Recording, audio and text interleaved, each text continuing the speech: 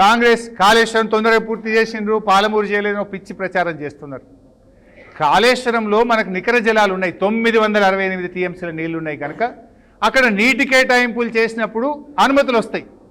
పాలమూరు రంగారెడ్డిలో మనకేమైంది, నీళ్లు లేకపోతే నీటి కేటాయింపులు లేకపోతే ఈసీ క్లియరెన్స్ రాదు, నీటి కేటాయింపులు లేకపోతే నీకు సిడబ్ల్యూసి అనుమతులు రావు, అనుమతులు రాకుంటే నువ్వు ఫైనాన్షియల్ అరేంజ్మెంట్ చేయలేం, ఎక్కడి నుంచి లోన్లు తేలేం, కేంద్ర ప్రభుత్వం నుంచి కూడా డబ్బులు రావు మనకు.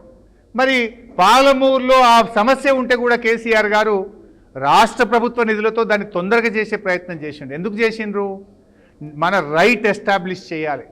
ఇప్పుడు కేఆర్ఎంబి ట్రిబ్యునల్ దగ్గర వాదనలు జరుగుతున్నాయి.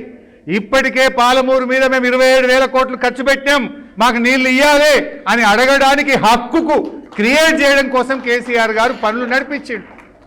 అది వ్యూహం, అది కేసీఆర్ గారి నిబద్ధత. కేసీఆర్కు పాలమూరు మీద నీళ్లు సాధించాలని నిజాయితీకి 27,500 కోట్ల రూపాయలు ఇవాళ ఆయన కష్టపడి ఖర్చు పెట్టి రైట్ ఎస్టాబ్లిష్ చేసే ప్రయత్నం చేసిండ్రు. దేశంలో ఎట్లా ఉంటుందంటే ప్రాజెక్టులు కడితే ఏమైందంటే అప్పుడప్పుడు అవుట్ ఆఫ్ బేసిన్ ఉన్న డబ్బు ఖర్చు పెట్టింది కదా, ఇన్వెస్ట్మెంట్ అయిపోయింది కదా అని ట్రిబ్యునల్లు నీళ్లు కేటాయిస్తూ ఉంటాయి. అందువల్ల కేసీఆర్ గారు కూడా నీటి కేటాయింపులకు ఒకవైపు ఉపాయం చేసిండు, 45 మైనర్ సేవింగు, 45 గోదావరి డైవర్షను అని 90 పెట్టి డిపిఆర్ పంపి తల్లాడిండు. వాస్తవానికి కేసీఆర్ గారి ఆలోచన 90 కాదు, 170 టీఎంసీలు పాలమూరుకు వాడతా అనేది ఆయన వ్యూహం. 170 ఎప్పుడు వాడదామని, ఎట్లా సెక్షన్ 3 వస్తుంది మనకు కృష్ణాలో ఆ 1005 టీఎంసీలు పంచితే మనకు 600-700 వస్తుంది. ఇప్పుడు ఉన్నది 299, రేపు 600-700 వస్తే 400 ఉంటాయి కదా, నేను పాలమూరుకు 170 పెడతా అనేది కేసీఆర్ వ్యూహం. అయితే ఈ 90తో ఎందుకు ముందుకు పోతారు, అనుమతులు అంటూ వస్తే నేను ఫటాఫట్ కాలువలు తవ్వుకుంటా, పని చేసుకుంటా, పనులు ఆగొద్దు అని ఒక వ్యూహంతో కేసీఆర్ గారు ముందుకు పోయినరు. ఆ 90కి రకరకాల ప్రయత్నాలు చేసి 7 అనుమతులు తెచ్చిండు కదా కేసీఆర్. నువ్వు తెలివి తక్కువనివైపోయి ఆ మిగతా 3 తెచ్చుకోక డిపిఆర్ వాపసు తెచ్చినావు, నువ్వు తెలివి తక్కువనివై 90 45 చేసుకుంటా అంటున్నావు. కేసీఆర్ గారు ఆయన ఆలోచన 170, ఆయన వ్యూహాత్మకంగా ముందుకు పోయిండు, ఆ మాత్రం సోయి లేదు.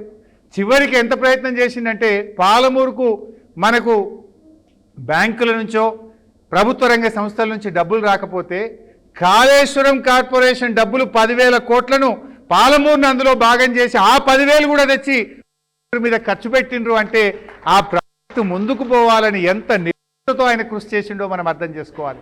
ఎందుకంటే దీనికి ఈ ఫైనల్ అనుమతులు రాకుండా దీనికి ఏ సంస్థ కూడా అప్పు ఇయ్యదు, ఎక్కడ కేంద్రం నుంచి డబ్బు రాదు. కాళేశ్వరంలో దీన్ని భాగం చేసి ఆ 10,000 కోట్లను కూడా దీని మీద పెట్టి ఎట్లన్నా తీసుకుపోవాలని కేసీఆర్ గారు తపన పడ్డాడు. మీకు సోయి లేదు, ఇలా మేము కదా పాలమూరుకు తల్లాడింది. మీరు 30 ఏళ్ళు కల్వకుర్తిని బండబెట్టిండ్రు, నెట్టంపాడు భీమా కోయిల్ 10 ఏళ్ళు మీరు పండబెడితే మేము 6,000 కోట్ల రూపాయలు ఖర్చు పెట్టి 6.5 లక్షల ఎకరాలకు పాలమూరు జిల్లాకు మేము కదా నీళ్ళు ఇచ్చింది. 60 ఏళ్లలో మీరు పాలమూరుకు 1,00,000 ఎకరాలే మీరు ఇచ్చింది, ఒకటే జూరాల 1,00,000 ఇచ్చిండ్రు, 3 లక్షలు పొడగొట్టిండ్రు. మైనర్ ఇరిగేషన్లో 2 లక్షలు పోయింది, ఆర్డీఎస్లో 87,000 పోయింది, ఇచ్చింది 1,00,000 పొడగొట్టింది 3. కానీ కేసీఆర్ గారు వచ్చిన తర్వాత మైనర్లో పోయిన 2 లక్షలు మిషన్ కాకతీయ కింద స్థిరీకరించిండు, తుమ్మిళ్ళ లిఫ్ట్ పెట్టి 87,000 ఆర్డీఎస్లో తెచ్చిండు. ఈ కల్వకుర్తి నెట్టంపాడు భీమా కోయిల్ సాగర్ 6 లక్షల ఎకరాలు తెచ్చి 10 లక్షల ఎకరాల మాగానిగా ఈ పాలమూరును మార్చింది కేసీఆర్ బీఆర్ఎస్ ప్రభుత్వం కదా. నువ్వేమో 2 లక్షలు పొక్కబెట్టినావు, మేము 10 లక్షల ఎకరాలు బారిచ్చినాం. నిజాం కాలంలో కాకతీయుల కాలంలో పాలమూరుకు చెరువులను తెరలు చేసినావు, ఆర్డీఎస్ను ఆగం పట్టించినావు. మేము ఆర్డీఎస్కు జీవం తెచ్చి, చెరువులకు జీవం తెచ్చి, పెండింగ్ ప్రాజెక్టులు పూర్తి చేసి 10 లక్షలు పారించి పాలమూరు వలసలు వాపసు వచ్చేటట్టు చేసింది కదా కేసీఆర్ గారి ప్రభుత్వం.